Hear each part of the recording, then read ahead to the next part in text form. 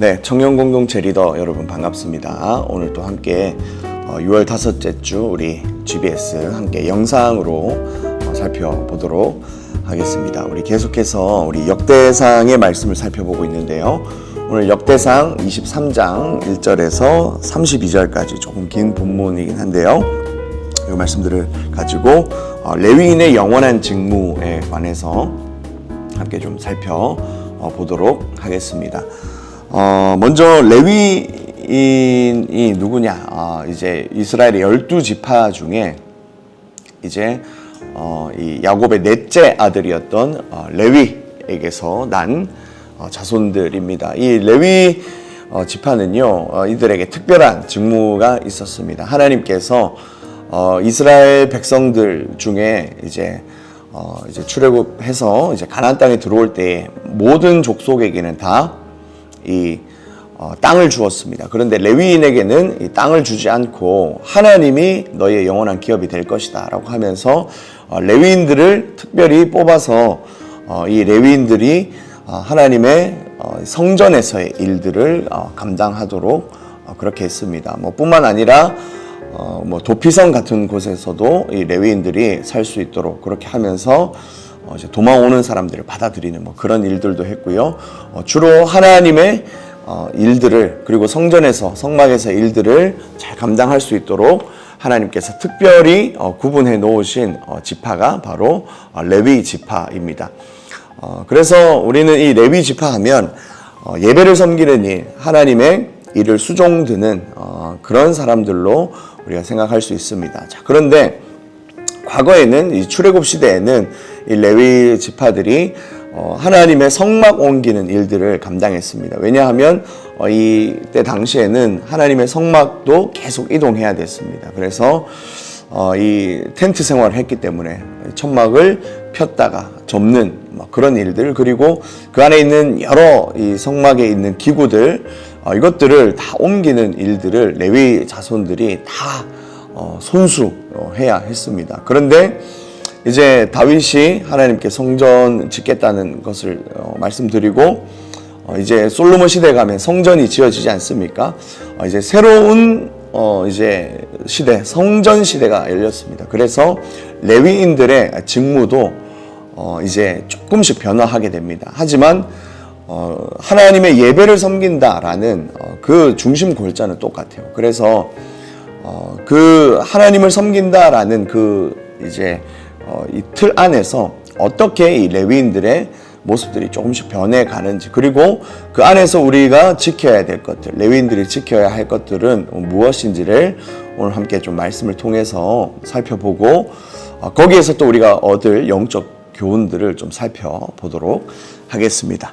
자, 오늘 우리 이제 나눈 문제가 두 문제 이렇게 돼 있고요. 오늘 함께 1번부터 한번 살펴보도록 하겠습니다. 자, 1번 문제입니다. 다윗은 레위인을 세 종족으로 구분하여 조직합니다 라고 그렇게 되어 있습니다. 자, 먼저 레위인들의 직무에 대해서 좀 알아보도록 하겠습니다. 작은 1번이에요.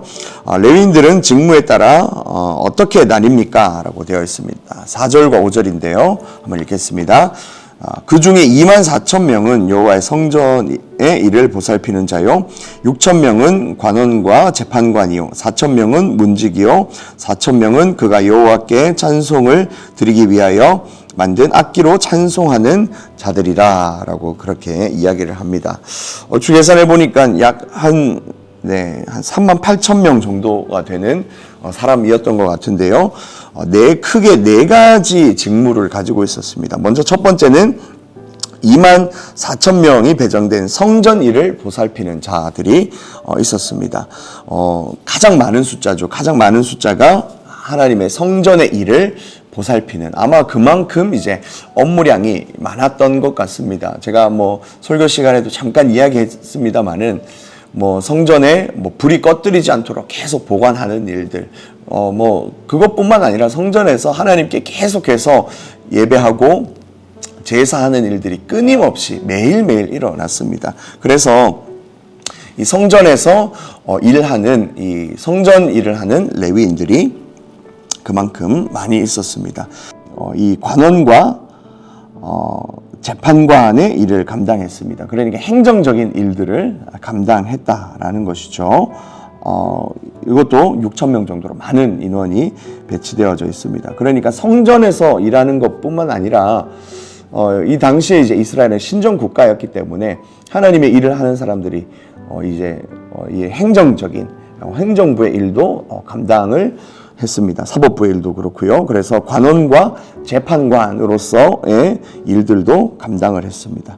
그리고 4천 명 정도 문지기로서 그렇게 이제 일을 했고요. 아마 이제 이 예루살렘 성에서 이제 드나드는 여러 문들이 있었는데 그곳에서 아마 봉사하고 일을 했던 것 같습니다. 그리고 4천 명은 찬송하는 음악가였다라고 그렇게 이야기를 하는데 찬송하는 자가 4천 명, 그러니까 찬양대, 찬양단 이런 조직들이 무려 4천 명이나 있었다라는 겁니다. 어마어마한 숫자죠. 많은 숫자가 하나님의 이 예배를 수종드는 일에 이렇게 사용되어졌다라는 것입니다.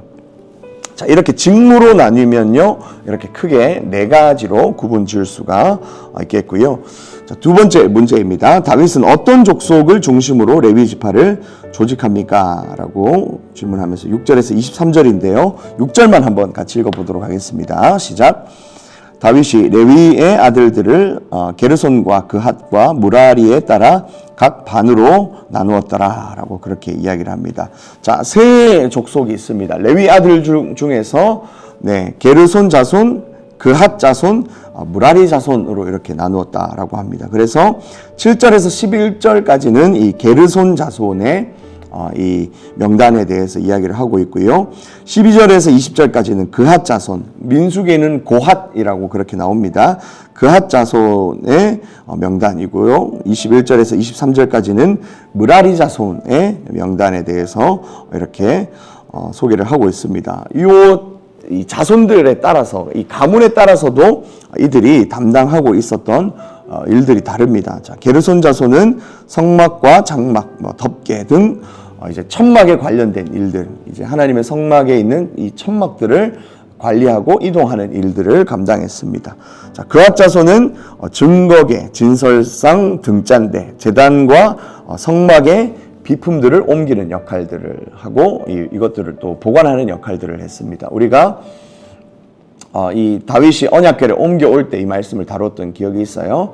그래서 이 고핫 자손에 의해서만 이것들이 옮겨올 수 있었다. 그들이 메어서 옮겼다라고 그렇게 이야기를 했습니다. 마지막으로 무라리 자손은 이제 성막의 널판과 기둥, 받침, 여러 가지 이제 무거운 그런 기구들을 옮기는 일을 했던 자손들이 이 무라리 자손이었습니다. 그러니까 레위 지파라고 해서 한 가지 일만 하는 것이 아니라 굉장히 다양한 영역에서 서로가 잘 이 업무 분장을 해서 하나의 일, 하나님을 섬기고 이스라엘 나라를 섬기는 일에 굉장히 세분화해서 이들이 이 하나님을 섬기고 나라를 위해서 열심히 섬겼다라는 것입니다.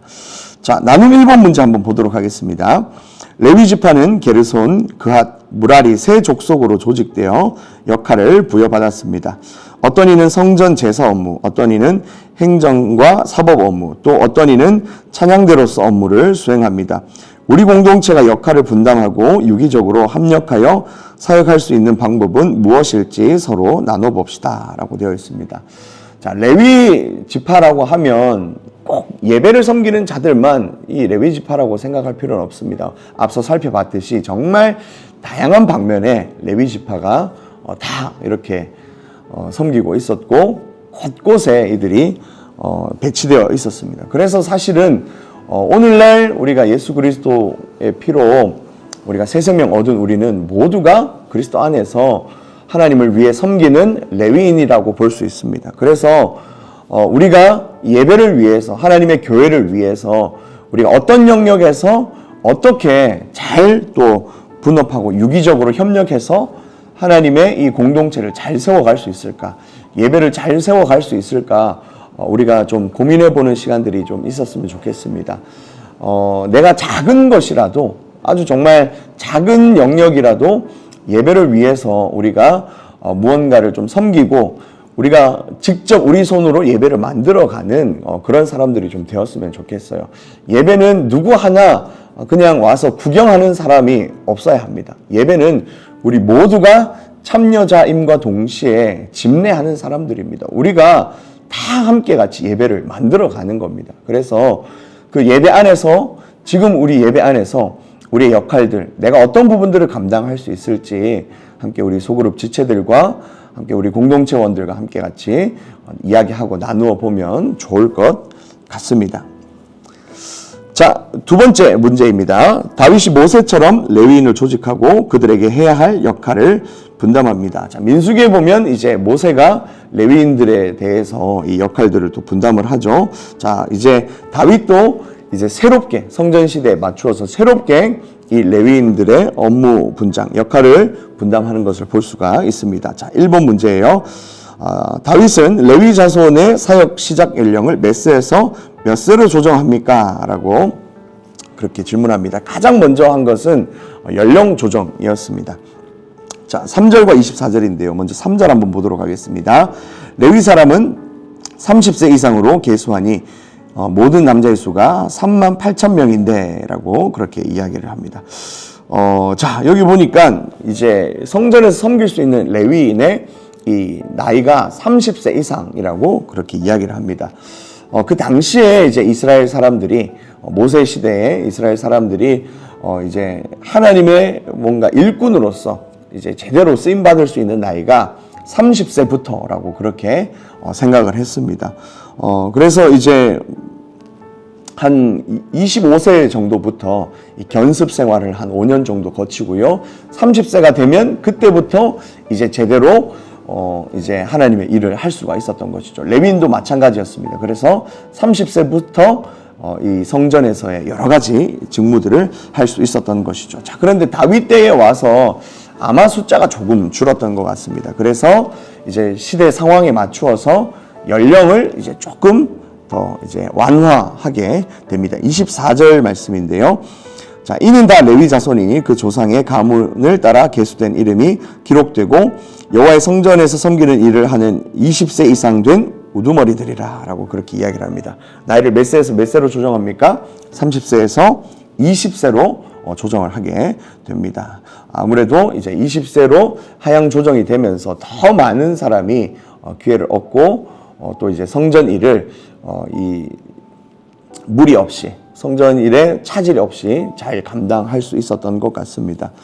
그래서 시대가 바뀌면서 좀 이런 세세한 부분에서는 이제 좀 조정이 있었고 시대에 맞추어서 그렇게 환경에 맞추어서 그렇게 변화할 수 있었다라는 것입니다. 자, 2번 문제예요. 자, 다윗 왕국 시대에 레위인에게 더 이상 요구되지 않는 업무는 무엇입니까? 자, 25절과 26절입니다.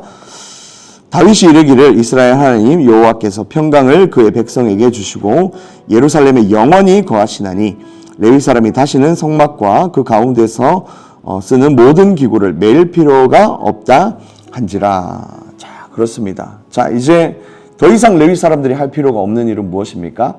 이제 하나님이 성막에서 옮겨 다니시지 않고 성전에 이제 거하시기 때문에 이제 성막에서 그 성막과 그 기구들을 이제 매는 일을 더 이상 할 필요가 없다라고 그렇게 이야기를 한 것이죠.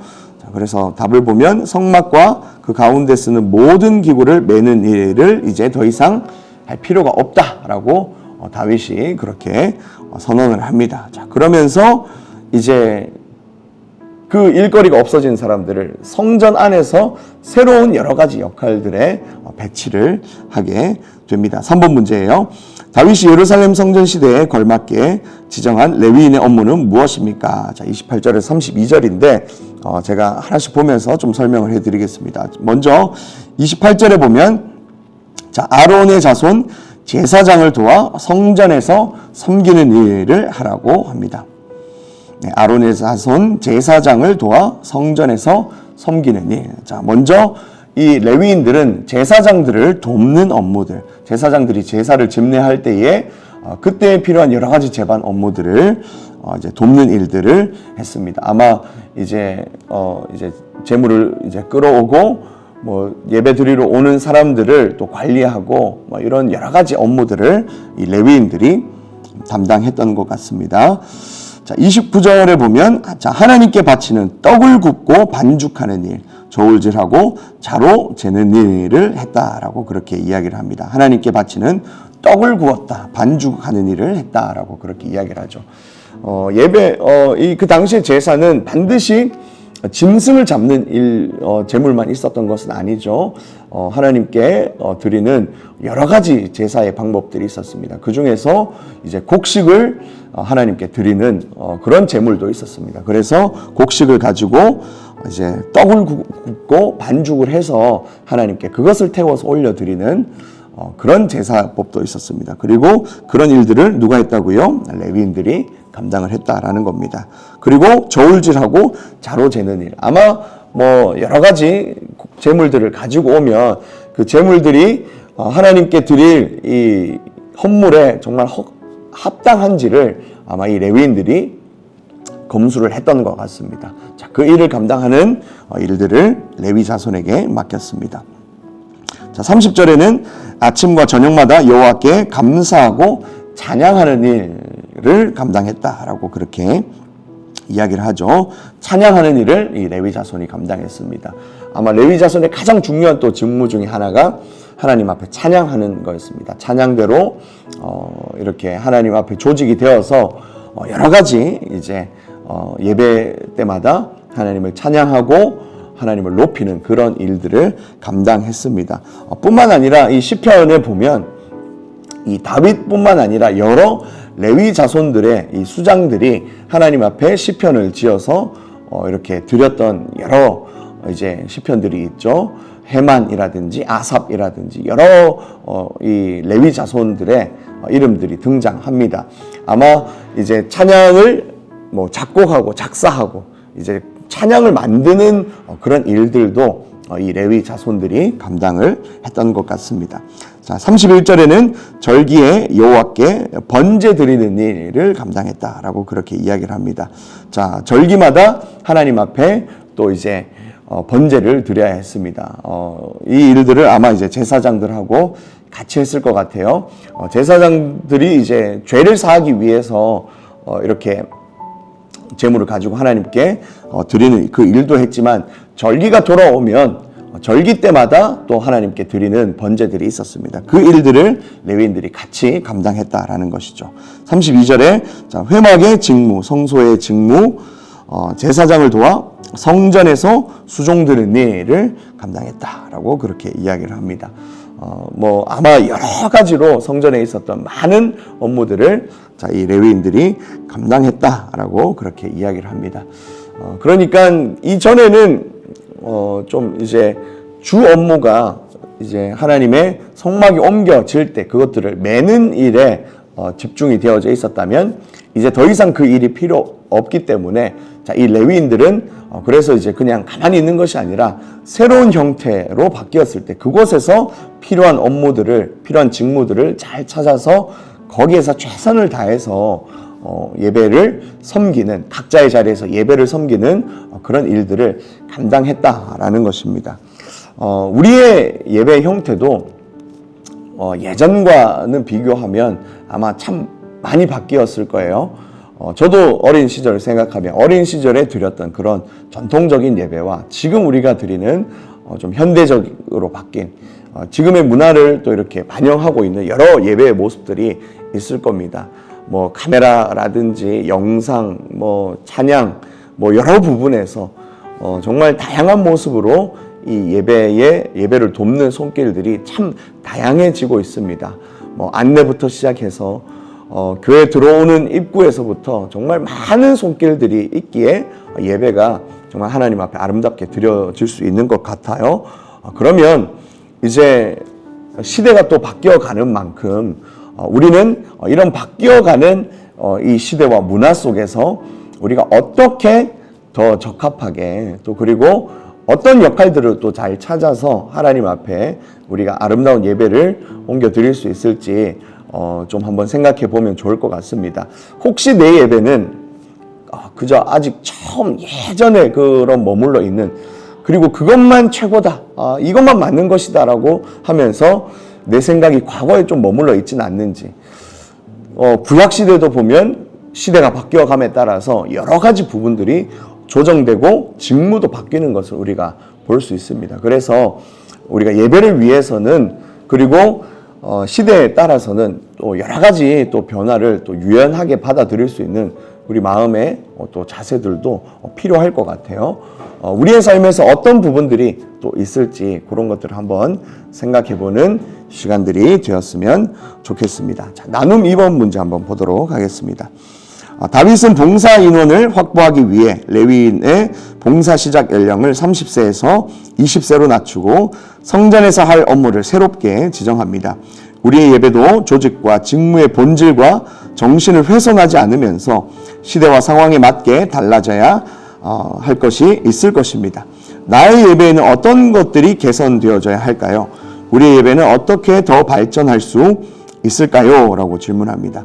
자, 중요한 것은, 우리의 예배도 그 조직과 직무의 본질과 정신을 훼손하지 않는 것이 중요합니다. 그것들을 훼손하지 않는 한도 내에서 시대에 따라, 상황에 따라서 우리가 더 개선하고 보완하고 발전해야 될 그런 예배의 모습들이 있을 거예요. 우리 개인적으로도 있을 것이고 아마 공동체적으로도 그런 모습들이 있을 것 같습니다. 작년과 올해가 다를 수 있고요. 지난주와 이번 주가 다를 수가 있습니다. 그래서 다양한 관점에서 우리의 예배는 어떻게 하면 더 발전되어 가고 더 우리가 하나님께 아름다운 예배를 만들어 갈 수 있을지 좀 고민하고 나누어 보는 그런 시간들을 좀 하면 좋을 것 같습니다. 또 오는 토요일 5시에 우리 또 예배 학교가 있죠. 2주간 진행되어지는데요. 우리 또 전수사님들이 정성껏 잘 준비하고 있습니다. 또 예배 학교 나오셔서 여러분들이 예배에 대한 또 고민들과 또 그런 어떤 것이 참된 예배인지 진정한 예배인지를 또 배우는 그런 시간들도 한번 가져보면 이번 주에 나눌 나눔 가운데 더 풍성한 은혜가 있지 않을까 그렇게 생각되어집니다. 수고하셨고요. 올해 한 주도 또 이렇게 말씀 묵상 잘 하셔서 이번 주일 정말 더 풍성한 우리 소그룹 될 수 있도록 잘 준비해 주시기를 부탁드리겠습니다. 수고하셨고요. 우리 토요일 날 만나도록 하겠습니다.